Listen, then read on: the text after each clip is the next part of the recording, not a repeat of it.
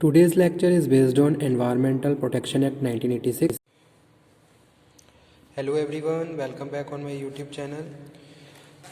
Environment में जो हम टॉपिक डिस्कस कर रहे हैं वो है एनवायरनमेंट प्रोटेक्शन एक्ट, जो हमने अपने प्रीवियस वीडियो लेक्चर से स्टार्ट किया था।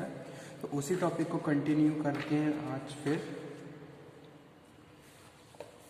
And again discussing about the Environmental Protection Act. Okay, so let's start. तो जो प्रीवियस वीडियो लेक्चर था उसमें हमने डिस्कस किया था कि भाई क्या क्या ऑब्जेक्टिव्स होते हैं एनवायरनमेंट प्रोटेक्शन एक्ट के। एनवायरनमेंट प्रोटेक्शन एक्ट 1986, ठीक है, और इसके क्या ऑब्जेक्टिव और इसके डेफिनेशंस हम ऑलरेडी डिस्कस कर चुके हैं। तो एक बार मैं फिर एक बार शॉर्ट तरीके से डिफाइन कर देता हूँ। ये एक्ट जो बनाया गया, इसके पीछे जो मेन ऑब्जेक्टिव थे, protection and improvement of environment, okay, prevention of hazards to all living creatures और maintenance of harmonious relationship between human beings and their environment, ठीक है। तो ये सारे क्या थे, मेन ऑब्जेक्टिव थे। आफ्टर दैट डेफिनेशन, एनवायरनमेंट क्या है? Environment include water, air and land and the interrelationship which exists among them and property. Environmental pollutants include any solid, liquid or gaseous substance present in such concentration as may injurious to the environment, that is environmental pollutant. After that, third one is environmental pollution. Environmental pollution means the presence of any environmental pollutant in the environment, okay. Or last, hazardous process. Hazardous process means any substance which is liable to cause harm to human beings, over living creatures and property of environment by the reason of its chemical and physiochemical properties or handling. So these are the definitions. Now today we are going to start the topic detail about the act, means to say general power of the central government, okay.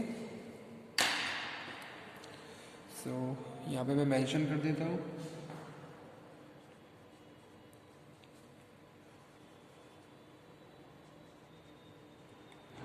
Environment Protection Act 1986।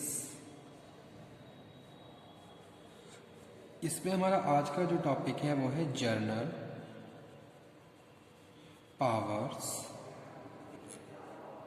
Of central government. Central government के पास कौन कौन सी general powers हैं to impose the provisions regarding this act. So let's start.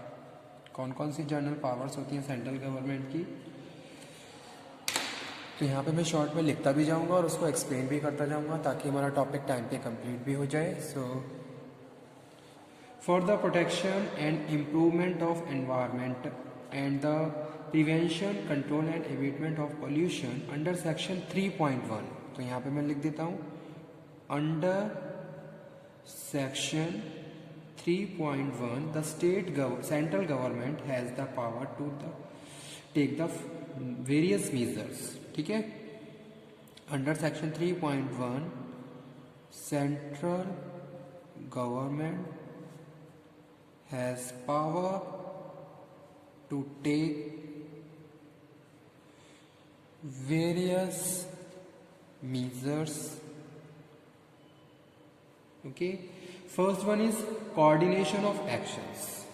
सबसे पहला क्या है? सबसे पहला है coordination of actions, यानी कि जो भी हम actions लेंगे that action must be coordinated in nature, integrated in nature. Coordination of actions by the state government officers, ठीक है।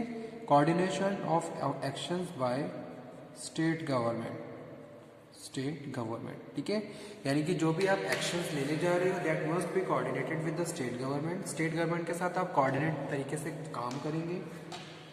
सो this is the power for the central government, coordination of the action by the state government officers and other authorities under this act under any other related law.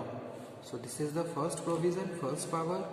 Second one है planning and execution of national wide programme. Planning and executing nationwide program. ठीक है, बहुत सारे programmes जो कि conduct करवाए जाते हैं गवर्नमेंट के द्वारा, तो वो ये पावर भी सेंट्रल गवर्नमेंट के पास है कि भी उनकी प्लानिंग करना, उनको प्रॉपरली प्लानिंग के हिसाब से एग्जीक्यूट करना। Execution of nationwide program to prevent, control and abate environmental pollution, ताकि हम एनवायरमेंट को पॉल्यूट होने से बचा सके। बहुत सारे प्रिवेंटिव एक्शन लेना और उनके इम्प्रूवमेंट के लिए काम करना। तो ये थी सेकंड पावर। थर्ड वन बात कर रहे हैं, laying down the standard, laying down the standard for the different aspect, for different aspect of environmental quality. ठीक है,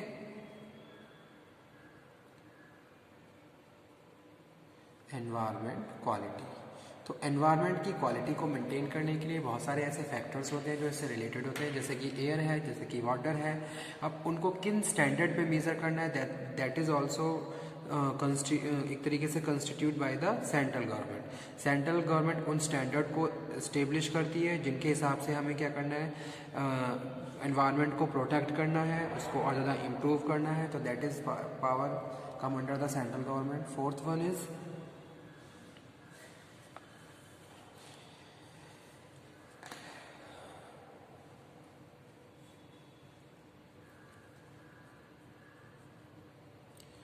laying down the standard for emission or discharge of environmental pollutants जो है environment में जो पॉल्यूटेंट्स हैं उनको किस तरीके से डिस्चार्ज करना है, उसके लिए भी कुछ सर्टेन स्टैंडर्ड एस्टेब्लिश किए गए हैं, कुछ लॉ बनाए गए हैं, कुछ प्रोविजंस बनाए गए हैं। That provision must be apply on the factories. Okay, वो प्रोविजन सारे फैक्ट्रीज पे भी अप्लाई होने चाहिए। तो इसके लिए ये एक्ट बनाया गया।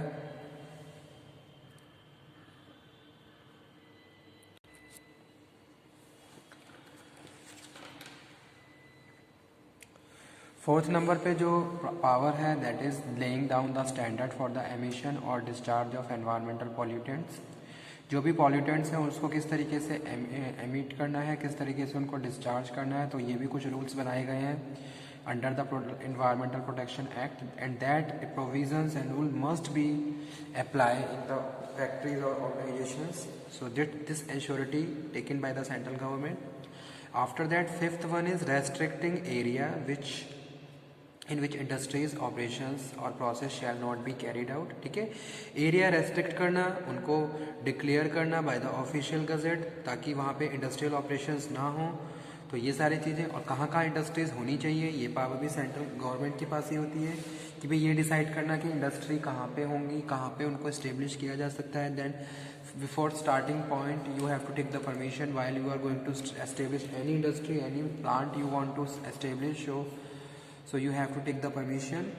ठीक है, that is restricting area in which industries operations or process shall not be carried out। ठीक है, आफ्टर दैट सिक्स्थ वन, जो सिक्स्थ पावर है वो क्या है, safeguard for handling to hazardous process. अगर हैजार्डस प्रोसेस चल रहा है तो वहाँ पे सेफ गार्ड कुछ इस तरीके से पॉलिसी मेंटेन करना ताकि वहाँ पे सेफ्टी और सिक्योरिटी के साथ वर्कर्स काम करें, उनके साथ कोई इंसिडेंट ना हो, कोई इंसिडेंट हो तो उसको किस तरीके से मैनेज करना है, प्रिवेंशन एक्सीडेंट। ठीक है, तो यहाँ पे पॉलिसी इस तरीके से बनाई गई है ताकि कोई भी ऐसा इंसिडेंट हो ही ना। तो वही चीज़ यहाँ पे हम बात कर रहे हैं, safe guard for handling of hazards process जैसे चल रहा है कहीं पे। सेवंथ नंबर पे हम बात कर रहे हैं power that is related to examine manufacturing process. किसी मैन्युफैक्चरिंग प्रोसेस को एग्जामिन करना, मटेरियल चेक करना, किस तरीके का मटेरियल आप यूज़ कर रहे हो, उसका कोई इफेक्ट हमारे एनवायरनमेंट को तो नहीं हो रहा है। ठीक है, क्या किस प्रोसेस पे आप काम कर रहे हो, क्या आपका इनपुट है, क्या आपका प्रोसेस है, क्या आपका आउटपुट है, और उसके बाद कितना वेस्टेज आप कर रहे हो और उस वेस्ट का हमारे एटमॉस्फेयर पे क्या इफेक्ट पड़ रहा है। ये सारी चीज़ें एग्जामिन की जाती हैं by the special authorities of the central government. So this is the power to take any entry any time, okay, and so वही चीज़ यहाँ पे हम बात करें, examine manufacturing process material. 8th number carrying out sponsoring investigation and research in the environmental pollutions. अगर कहीं कहीं रिसर्च की भी रिक्वायरमेंट होती है तो आप रिसर्च करेंगे, लैब में टेस्ट के लिए भेजते हैं सैंपल्स, और उसके बाद ये फाइंड आउट करते हैं कि इसका कितना इफेक्ट हमारे एनवायरनमेंट पे पड़ा।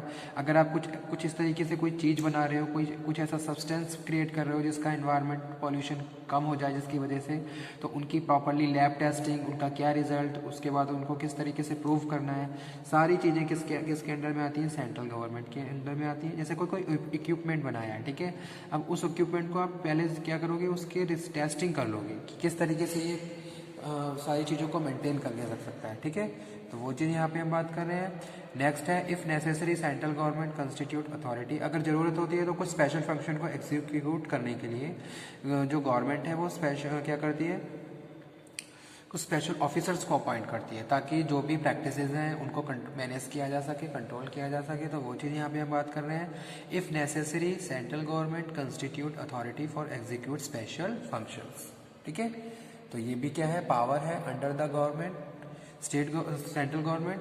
और लास्ट जो फंक्शन पावर है सेंट्रल गवर्नमेंट की कि भाई कभी भी इंस्पेक्शन कभी किया जा सकता है, आपके प्रेमिसेस को चेक किया जा सकता है, आपके प्लांट को चेक किया जा सकता है, जो भी इक्विपमेंट आपने इंस्टॉल किए हैं उनका रजिस्ट्रेशन, उनका रिन्यूअल, उनके documents, machines, all the things can be check by the officers of the central government. Then they have power to entry in any time, और कभी भी जाके वो इंस्पेक्शन कर सकते हैं, ठीक है, आपके प्लांट में जाके, ताकि वो ये इंश्योरिटी लेके चलें कि भाई जो भी प्रोविजंस हैं according to environmental protection and factory act वो सब प्रोविज़न फॉलो हो रहे हैं नहीं हो रहे हैं, और उसके बाद जो भी इक्विपमेंट आपने इंस्टॉल कर रखे हैं उसका हमारे एनवायरनमेंट पे कोई इफेक्ट तो नहीं पड़ रहा है, ठीक है।